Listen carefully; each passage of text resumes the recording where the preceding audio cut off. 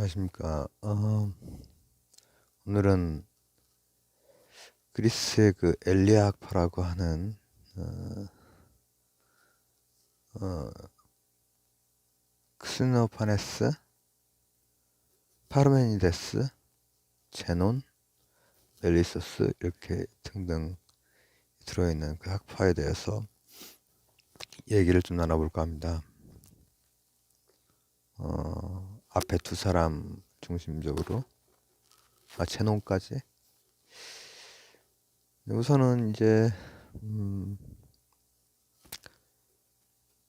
크스노파네스 같은 경우에는 실제라고 하는 것을 일자라고 봐요. 엘리학파의 전체적인 특성이기도 해요.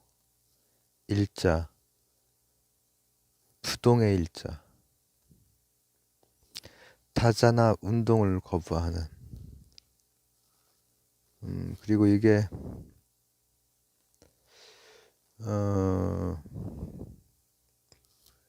이것이 이후에 어떤 학문적인 방법에 영향도 많이 주고 또 이에 대한 넘어서기 위한 그런 생각들도 바로 이 후시기에 바로 나오죠. 바로 나오고 아주 근본적으로 넘어서는 생각들도 많이 나오고, 그러니까 이에 영향을 받은 생각들은 예를 들면 나중에 말씀을 드리겠지만은 수학에서 많이 발달을 해요. 그러니까 이때 제기했던 것들이 아주 미묘한 문제들을 많이 제기를 하거든요. 특히 이제 제논에 가면은. 그리고 이것을 극복하려고 하는 그 시도는 바로 뒤에도 있었지만 특히 베르그송에 가면은 많이 이제 이에 대한 또 다른 전환적인 발상을 해내죠. 우선은 이거를 이렇게 딱 대고 해야겠네요. 우선은 이제 그 스테파네스 같은 경우에는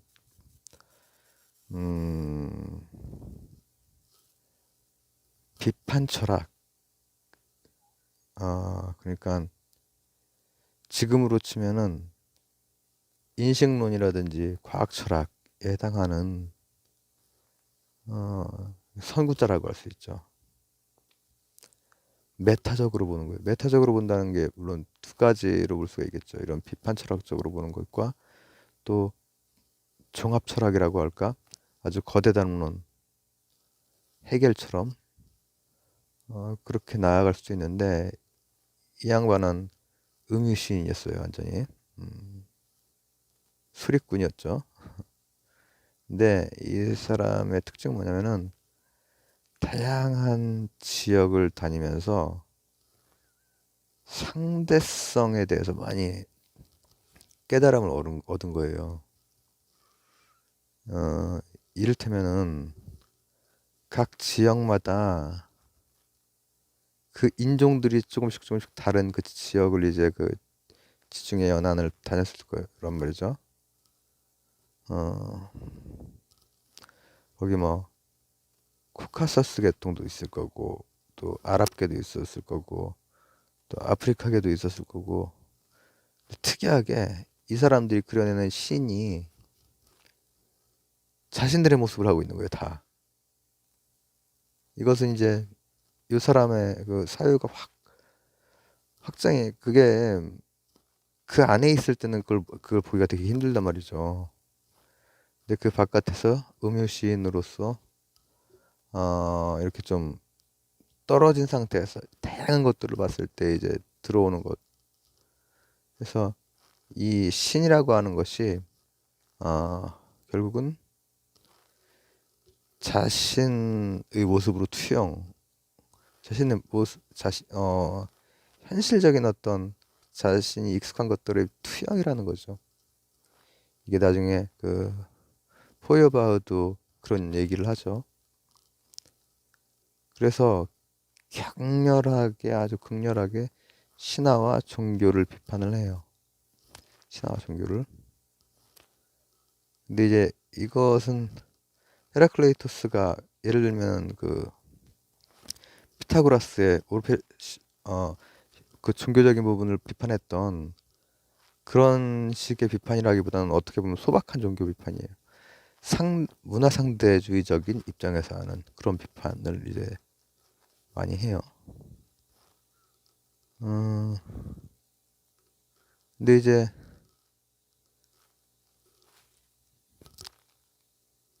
그러한 상대적인 그 시각, 과 함께 아까 말씀드렸듯이 엘리아파를 묶일 수 있는 일자에 대한 생각, 이것이 이제 영향을 많이 주었고, 근데 그 다음 주자라고 볼 수 있는 파르메니데스 같은 경우에는 우선은 그 인접한 시기부터 아주 이 사람을 극복을 하려고 많은 사람들이 하거든요. 이쪽 엘리아 악파로 묶이는 사람들이 논리가 단단해요, 사실. 단단해요. 근데 이제 예를 들면 아리스토텔레스 같은 사람 파르메니데스를 자연을 정지시키는 사람이다, 한 자들이다, 이렇게 비판을 하거든요. 코스모스를 부정했다는 거예요. 코스모스, 조화로운 운동을. 근데 파르메니데스의 생각은 이런 거죠. 예를 들면은 이 지금 빛이 보이죠. 빛이 보여서 지금 여기는 조금 색깔이 좀 밝은 그 뭐 베이지색 가까운 색깔. 여기는 조금 어 붉은 계열의 주황색 비슷한 색깔. 여기는 원래는 파란색이 섞여 있지 않은데 이게 여러 그 다른 색깔에 의해서 지금 푸르스름한 색깔 이렇게 막 나오잖아요. 이거는 가시광선이라는 거죠. 감각에 잡히는 거. 근데 이것들을 다 파장을 방정식으로 설명할 수 있죠. 그 방정식은 인정을 하는 거야. 근데 가시광선으로 보이는 감각에 대한 거는 인정을 하지 않아요. 이를테면. 근데 이러한 인식적인 그 어, 특성이 칼포퍼가 파르메니데스에 대해서 연구를 하면서 이런 얘기를 하거든요. 이 사람이 이제 과학사를 연구를 했단 말이에요. 파르메니데스가 달을 보고 그렇게 생각을 했을 거라는 거예요. 달을 보고. 달은 늘 달이 동그랗지 않은 적은 없죠. 근데 우리가 보는 달은 찌그러졌다가 동그래졌다가 찌그러졌다가 그런단 말이죠. 현상이나 감각은 믿을 수 있는 것이 아니다. 달은 원래 마치 방정식을 믿었듯이 동그란 구이다. 이런 거죠.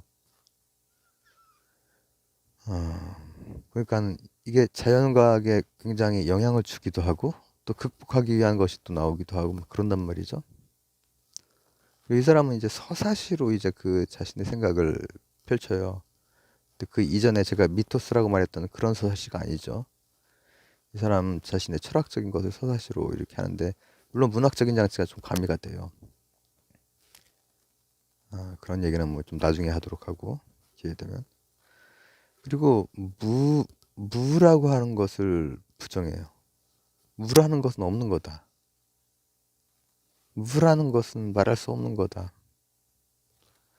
존재하는 것만 존재하는 것이고 존재하는 것 이퀄 사유다. 사유, 생각.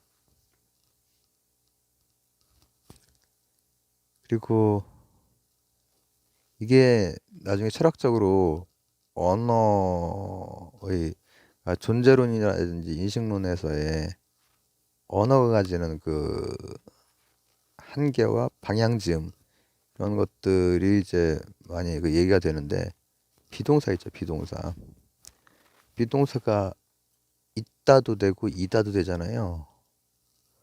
근데 이제 그렇기 때문에 음 그것 때문에 이제 생각이 그 언어라는 구조 속에 갇히는 거죠. 그 문법 구조 속에.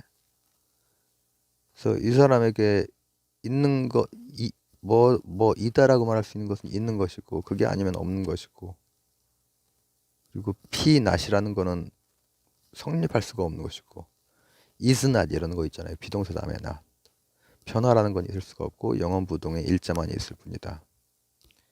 이게 방금 묶은 엘리아 아파의 큰 흐름이란 말이죠. 그리고 그렇기 때문에 불연속이라든지 차이라든지 생성이라든지 이런 걸 다 부정을 합니다. 부정을 해요. 제가 이제 앞쪽에 묶었던 그 전기의 그 자연철학자들이 있었고, 그 다음에 이제 요 엘리아 아파라고 꽝 하고 그 충격을 주는 운동과 다자를 부정하는 요게 있고 나서 나온 또 자연철학자들은 후기 자연철학자들이라고 해요. 이를테면은 엠페도클레스나 데모크리토스나 아낙사고락스나 이런 사람들인데, 이런 사람들은 이제 요것을 기반으로 하면서도 뛰어넘는 그런 생각들을 하죠. 엠페도클레스 같은 경우에는 이제 그 사원소에 대해서 이제 그 얘기를 하고, 데모크리토스는 그 유명한 그 원자죠. 아낙사고락스 같은 경우는 종자라는 거에 대해서 얘기를 해요. 이런 것들도 다 이제 나중에 다 영향을 미치고 다양한 분야에서, 과학 분야에서 쓰이게 되는 하나의 생각의 단초들이 되는 것들인데, 어쨌든 이 파르메니데스는 존재라고 하는 것은 일자이고 세계이고 또 구이다, 이렇게 생각을 해요. 근데 이제 플라톤 같은 경우에는 그러니까 그 바로 그 인접한 사상가들, 생각을 하는 사람들이 이거 아닌데? 라고 이제 얘기를 많이 한단 말이죠. 플라톤 같은 경우에 비동사라는 것이 두 가지 용법에 대해서 구분을 해요. 그리고 아리스토텔레스 같은 경우에는 be 말고 become, 변화죠. 이것에 대해서, 그러니까 비판을 하면서 그렇게 얘기를 한단 말이죠. 이제 제가 전에 플라톤 언저리를 막 얘기한 적이 있는데, 이제 지금 앞쪽에 이런 징검다리들이 다 어느 정도 되고 나면 플라톤이나 아리스토텔레스에 대해서 좀 더 재미있게 깊이 있는 데까지, 또 뭐 다양한 얘기들까지 할 수 있을 것 같아요. 그리고 이거에 대한 비판들은 또 어떻게 또 이렇게 영향과 비판과 같이 가는 거죠. 에피쿠로스나 스토아파가 이제 헬레니즘 시대에 있었던 그 두 조류잖아요. 에피쿠로스가 데모크리투스 쪽을 좀 흡수를 하고, 스토아가 어, 헤라클라이토스 헤라클레이토스 쪽의 생각들을 흡수를 좀 해요. 어쨌든 간에 이 엘리야의, 특히 파르메니데스는 사유에 대한 아주 도발을 하나 해놓은 셈이죠. 그래서 그에 따라서 다양한 갈래로 생각들이 이렇게 움트고, 고르기아사도 마찬가지 역할을 나중에 하는데, 나중에 보고. 그리고 제논을 잠깐 좀 살펴보면은, 제논 같은 경우에는 귀류법, 우리가 알고 있는 귀류법 있죠. 루트이가 무리수임을 증명을 할 때 루트이가 유리수가 아님을 증명을 하잖아요. 수학 시간에 그렇게 배웠던 것 같아요. 유리수라면은 A분의 P 이렇게 이제 나올 수가 있는데, 그걸 갖다가 이제 뭐 제곱을 해가지고 하면은 모순이 된다 이거죠. 근데 이 제논 같은 경우에도 이 같은 생각을 가지고 있거든요. 변화 뭐 이런 거 안 된다, 없고 다자 없고 이런 같은 생각을 가지고 있는데, 그것을 이제 막 증명하는 과정에서 다양한 논리들을 펼쳐요. 아주 그 논리를 막 극단적으로까지 끌고 가거든요. 근데 그것들이 영향을 또 여러 갈래로 주는 거예요. 이를테면 귀류법은 변증법으로, 그래서 아리스토텔레스 같은 계열 쪽은 그 변증법이 칸트 쪽으로 연결이 되고, 플라톤 같은 경우에는 헤겔 쪽으로 또 마르크스 쪽으로 연결이 되거든요. 이게 제논의 그 기류법의 영향. 이제 파라독스라는 것은 뭐냐면은 파라라고 하는 것은 이렇게 나란히 간다는 거고, 독사라고 하는 것은 의견인데 의견이 나란히 가는 거거든요. 그러니까는 역설이에요, 역설. 음, 여러 가지가 있죠. 그 거북이랑 누구야? 그 싸움 잘하는 저기가 누구지? 아킬레스랑, 그죠? 그리고 또 화살은 관역까지 못 간다 이거야. 반을 지나야 되고 또 반을 지나야 되고 반을 지나야 되고, 그렇죠? 뭐 이런 여러 가지 그 역설 파라독스들을 이제 얘기를 하는 거죠. 근데 이게 수학적으로는 연속성, 함수의 연속성, 그것도 수학 시간에 고등학교 때 배우죠. 극한도 배우고 무한도 배우고, 이런 것들이 다 영향을 준 개념들이에요. 이게 정말로 그 사람 논리를 따라가면 진짜로 못 가잖아요. 근데 현실에서는 아킬레스가 빠르죠. 그리고 화살은 꽂히고 관역에.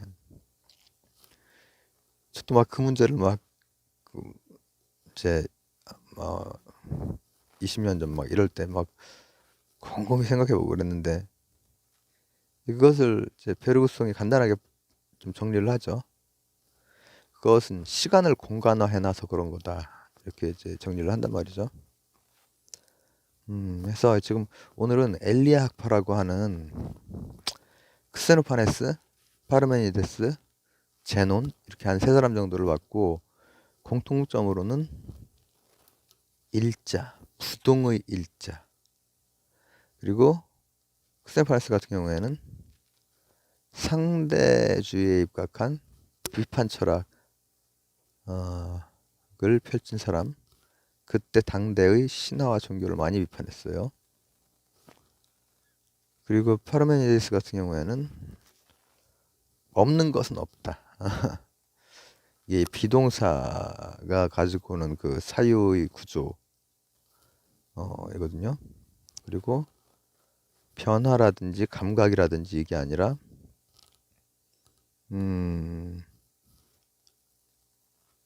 이 영어무동의 일자를 중심으로 한 그 사유를 펼치고, 이것이 극복 과정에서 그 이후 계속 영향을 주는 거예요. 계속. 그리고 과학적으로도 영향을 주고, 과학 영역에서도. 그리고 제논 같은 경우에는 또 같은 그 생각을 하고 있는데, 논리가 굉장히 아주 깊이까지 들어가요. 그래서 규류법이라는 것도 변증법으로 영향을 많이 주고, 나중에 수학에서의 연속성이니 극한이니 무한이니 뭐 미분적분 이런 거 있죠. 이런 것들에도 굉장히 영향을 준 그 생각의 단초를 제공을 하고, 베르그송에 이제 이르러서 그것이 좀 실마리가 풀리죠. 예, 여기까지. 감사합니다.